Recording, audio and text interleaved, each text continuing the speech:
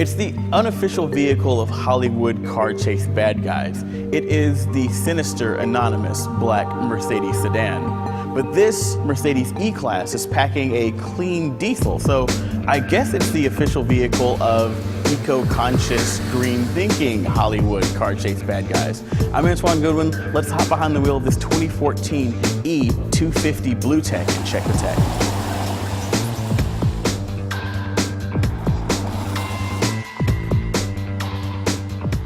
Now in the cabin you've got a nice blend of materials and some nice seats, which is pretty much what you'd expect from a car that starts at about $51,000. But Mercedes is going to nickel and dime you on some of the options. For example, this push-button starter, $650 option. That's something that comes standard on a Hyundai Veloster. You'll also pay extra for the ventilation in the seats and a little bit extra for this driver's seat, which has massage settings and some active bolsters that are going to kind of cup your sides when you go into a corner. It's a little weird, but I do like that feature and I don't mind paying a little bit more for it. Now the standard infotainment system in this car is going to be Mercedes' command system. It hasn't changed very much in the past 10 years, and that's a very bad thing because we don't really like this interface a lot. And it's kind of hard sometimes to tell exactly where things are hidden in this navigation system. For example, if you want to stop a route, you don't go under route, you go under destination. If you want to change your audio source, you pop into your audio source, and then you don't get a list of sources. You have to come down underneath this sort of drop-down menu and scroll through all of your audio sources. And admittedly, there are a lot of audio sources. We have iPod connectivity, but Mercedes still uses a 30-pin connector, and you can't plug Lightning to USB adapter into the standard USB port. So you're gonna have to buy a 30-pin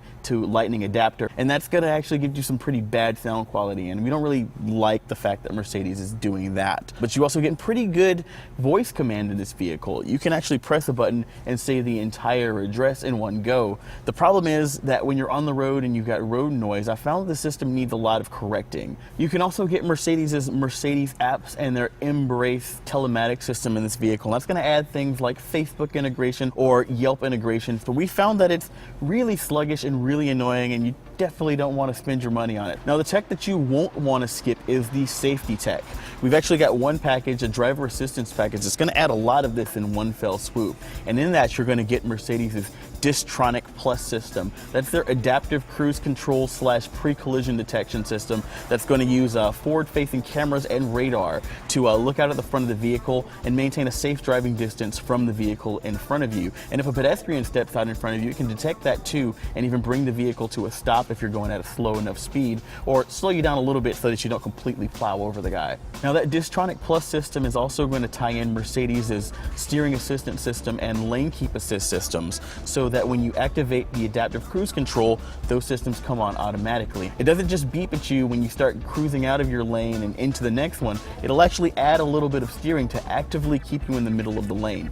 We've also got another option package that's going to add Mercedes' Park Assist system. That's their automatic parallel parking system that you can activate to allow this vehicle to steer itself into a parking spot. And that's also going to add a really cool around view camera system, similar to the one that we've seen on Infiniti and Nissan vehicles, but it adds a couple of different camera views, a detailed front view, a detailed rear view, and you kind of scroll through those with the command wheel, and it's really good for just kind of nudging and squeezing your car into a really tight spot. Those cameras are very cool. You're going to take control of the 7-speed automatic transmission, not with a console mounted shift lever, but with this steering column mounted lever. It's a little bit of a 3 on the tree here, but instead of 1, 2, 3rd gear, you've got the park, reverse, neutral, and drive. Now the E-Class is a big sedan with a lot of room in the engine bay for a big engine, but don't let this giant plastic cover fool you. Underneath it is a pretty small 2.1 liter twin turbo diesel engine. That's a 4-cylinder engine. Now output's going to be 195 horsepower, which is pretty impressive if you're comparing it to a Honda Accord, but that torque is going to be 369 pound-feet of torque coming out of this thing, and that's impressive no matter how you slice it. That's going to be mated to a 1-option 7-speed automatic transmission, and that's going to get you an estimated 28 miles per gallon in the city. But this is a diesel. It's meant for cruising. So the big number here is the 45 miles per gallon that you can expect to get on the highway when you're just kind of cruising down the road. That's a really good fuel economy number for a vehicle of this size. Now, while we're at the front of the vehicle, let's take a minute to look at the headlamps. We've got equipped a $1,500 headlamp package that's going to add LED headlamps. That's a full LED array to replace the standard HID lights. Now, these lights are going to steer into the turns when you turn the wheel when you're going down the road. We've also got a $0 option, which is a rarity in this car. It's a sport package. It's going to add a sport tune suspension and a unique front end with a unique grille and this sort of chrome front wing. Now, I'm on the road in the E250 BlueTec, and man, it is nice to be a bad guy. This is a comfortable car.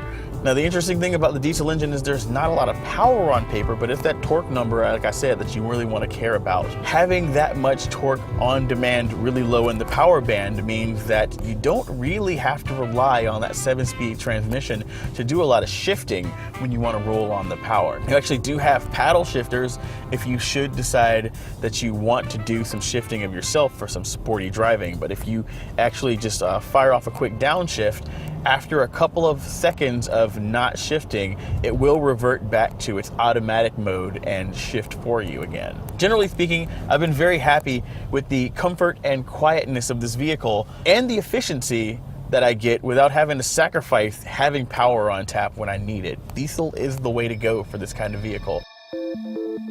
All right, now the 2014 E250 BlueTec is going to start at $51,400, and it's pretty well equipped at that price. You're getting a lot of car for the money, and you're also getting that 45 miles per gallon on the highway, which is so awesome. Now, ours has a lot of safety tech, which you want, and a lot of convenience tech that you want. We've also got a lot of app tech, which you don't want. Skip that, and you can go all-in CNET style for $66,025. Again, still a pretty good deal, and you're getting a lot of car and a lot of efficiency for the price.